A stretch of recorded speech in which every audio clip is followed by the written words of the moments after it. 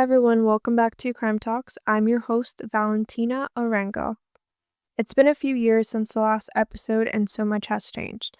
But the one thing that hasn't is my love for true crime and for exploring the stories that keep us up at night.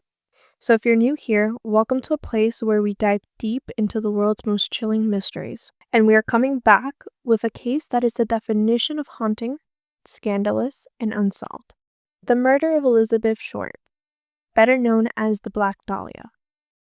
Let's go back to Los Angeles, 1947, a city of dreams, bright lights, and silver screens.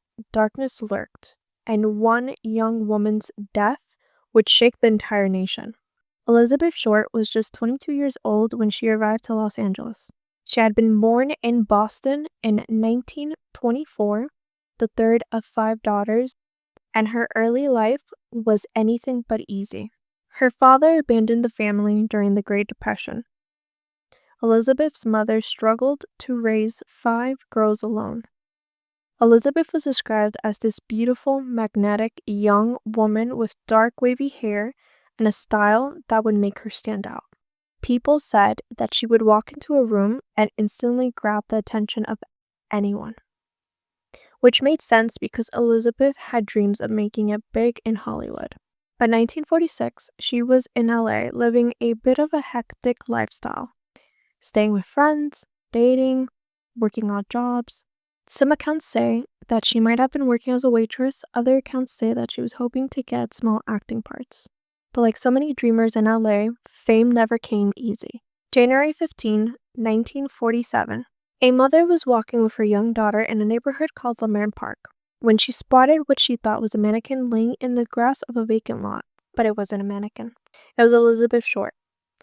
And the scene was beyond anything investigators had ever seen. Her body had been cut in half at the waist, completely drained of blood, posed with her arms raised above her head. Her face had been slashed into a terrifying smile. The scene was so shocking that within hours it was swarming with police, journalists, and curious neighbors. Photographs made their way to the newspaper the very next day, something that would never happen today. And Los Angeles went into a frenzy. The press gave her the nickname the Black Dahlia, likely inspired by a popular film at the time called The Blue Dahlia, mainly because Elizabeth was known for wearing black clothing. The LAPD had a nightmare on their hands. The brutality of this crime suggested someone was not just violent, but a complete monster. Whoever killed Elizabeth most likely had medical knowledge.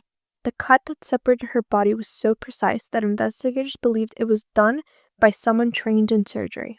The police interviewed hundreds of suspects, including boyfriends, acquaintances, and even random tips from people all over the country.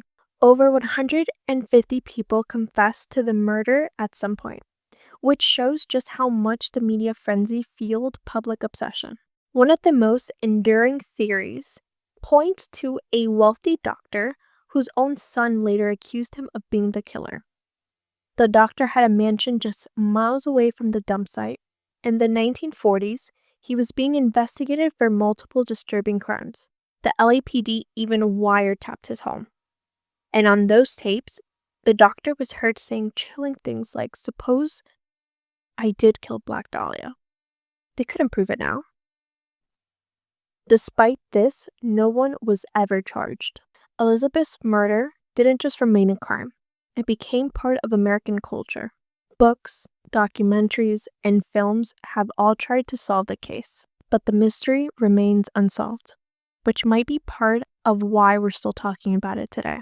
There's something about Elizabeth Short's story that forces us to look at the darker side of the Hollywood dream.